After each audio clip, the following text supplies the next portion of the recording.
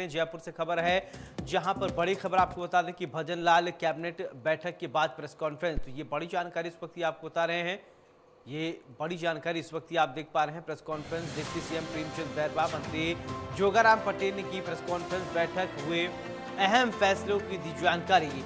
Maharana Pratap sports university विधेयक को लेकर कहा कि ये विधेयक आगामी विधानसभा सत्र में पेश होगा। बैरवा ने कहा कि मेडिकल कॉलेज में एनआरआई कोटे की फीस में कमी की 2025-26 के सत्र से कम की गई है फीस, होगी लागू। खेल सेवा नियमों में किया गया है संशोधन। पटेल ने कहा है पर्यटन सेवा में चतुर्थ पदोन्नति को लेकर संशोधन किया है। अक्षय ऊर्जा में कुछ कंपनियों को जमीन आवंटित की गई है। 1 साल के अंदर किसानों को दिन में मिलेगी बिजली। तो 1 साल के अंदर किसानों को दिन में बिजली मिलने लगेगी। बड़ी जानकारी, ये बड़ी बातें हैं। जयपुर से आप देख रहे हैं।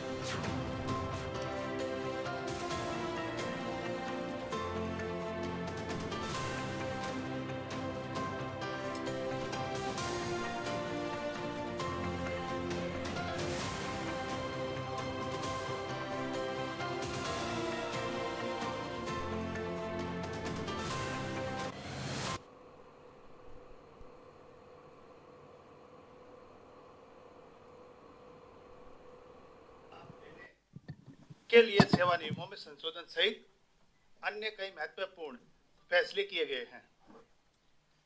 हमारे इन 10-15 साल में हमारे खिलाड़ियों ने भारत का विश्व में परचम लहराया है और हमारे यशस्वी प्रधानमंत्री जी ने जिस तरह से इन खिलाड़ियों का हौसला अफजाई करने के लिए और हमारी डबल इंजन की सरकार में हमारे यशस्वी मुख्यमंत्री भजन लाल शर्मा जी ने बजट घोषणा में इन खेल को बढ़ावा देने के लिए महाराणा प्रताप स्पोर्ट्स यूनिवर्सिटी विधेयक 2025 वर्ष 2025 के बजट में प्रदेश में खेलों और शारीरिक शिक्षा को बढ़ावा देते हुए प्रतिभाशाली युवाओं को आधुनिक उपकरणों के साथ वैज्ञानिक प्रशिक्षण उपलब्ध कराने, विभिन्न खेलों के उच्च स्तरीय कोच एवं खेल विशेषज्ञ तैयार करने के लिए महाराणा प्रताप यूनिवर्सिटी स्थापित करने की घोषणा की थी। आज हुई बैठक, कैबिनेट की बैठक में the Maharana Pratap sports university Jaipur bill 2025 के प्रारूप का अनुमोदन किया गया। ये विधेयक विधानसभा के आगामी सत्र में प्रस्तुत किया जाएगा। यह देश में पहली बार यूनिवर्सिटी खुल रही है। माननीय हमारे यशस्वी प्रधानमंत्री और हमारे यशस्वी मुख्यमंत्री जी की विजन से ये विश्वविद्यालय खेल विज्ञान, स्पोर्ट परफॉर्मेंस पर शोध को बढ़ाने की गुणवत्ता और खिलाड़ियों के प्रदर्शन में सुधार आएगा।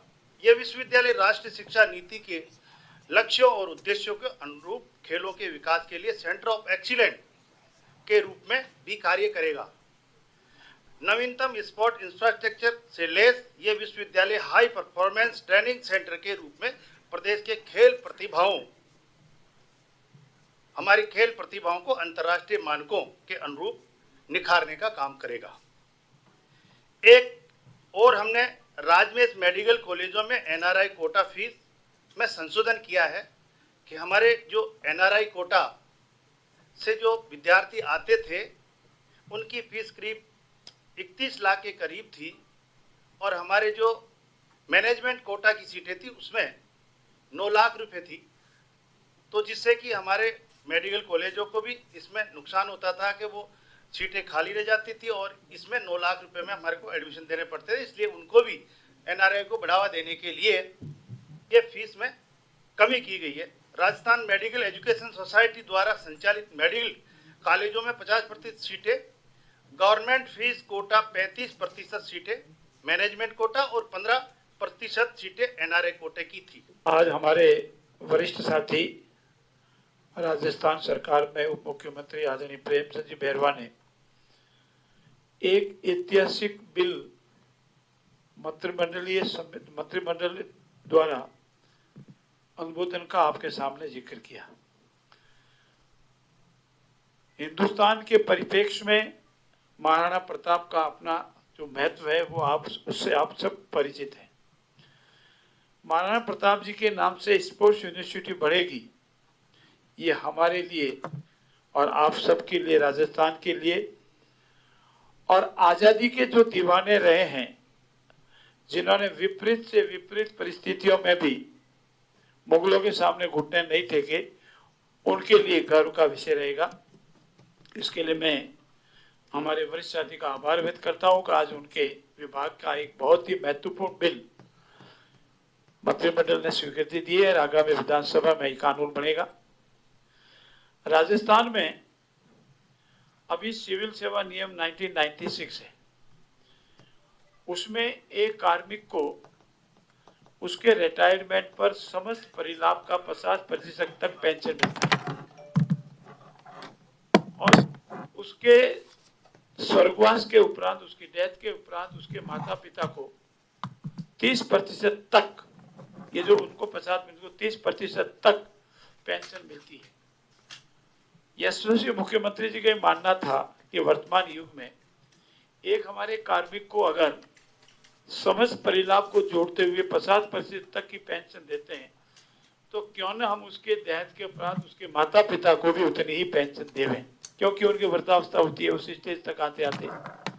और आज मंत्रिमंडल की बैठक में माननीय मुख्यमंत्री जी के आह्वान पर मंत्रिमंडल ने तय किया है तो जो नियम 62(4) था, जिसके मार्फत 30% था, उसको विलोपित कर दिया है और नियम 62(3) की मार्फत अब किसी कार्मिक को जो पेंशन मिलने वाली समस्त परिलाभ को जोड़ते हुए उसके माता पिता को भी 50% तक पेंशन मिलेगी। और ये ऐतिहासिक कदम राजस्थान के इतिहास में होगा, शायद आने राज्यों में भी, कम राज्यों में ऐसा होगा, ताकि वो माता पिता वृद्धावस्था के दौरान उस राशि के अपना भरण पोषण, अपना जीविकोपार्जन आराम से कर सके।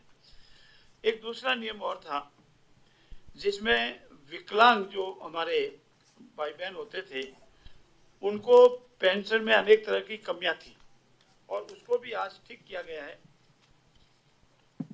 एक पेंशन में मानसिक या शारीरिक निःशक्तता के ग्रसित पुत्र अथवा पुत्री को विवाह के उपरांत नहीं मिलता था, अब इसमें संशोधन कर दिया गया है। जो भी निःशक्त है पुत्र या पुत्री है, विवाह उपरांत भी उन्हें वही लाभ पारिवारिक पेंशन का निरंतर मिलता रहेगा। और इसमें एक सीमा जो 8,850 की थी उसको भी संशोधित कर दिया है और अभी सीमा अधिक हो जाएगी, 13,000 से अधिक सीमा 13,717 तक हो जाएगी। और ऐसी स्थिति में जो महंगाई का 55% तक की उसको लाभ मिल पाएगा। और जो निःशक्त पुत्र या पुत्री है उसमें जो पेंशन के राइडर थे उसमें संशोधन किया गया है।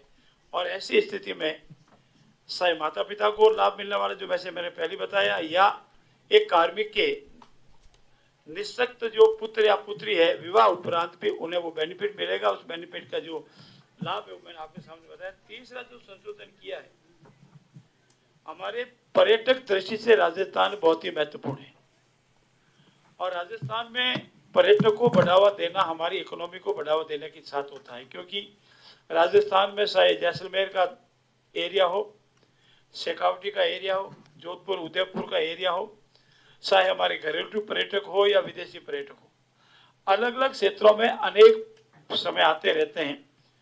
और पर्यटक सेवा में हमारे जो अधिकारी लगे हुए हैं उनका स्ट्रेंथनिंग करने के लिए हमने एक चतुर्थ पदोन्नति के 4th जो इनको प्रमोशन मिलना चाहिए था उसमें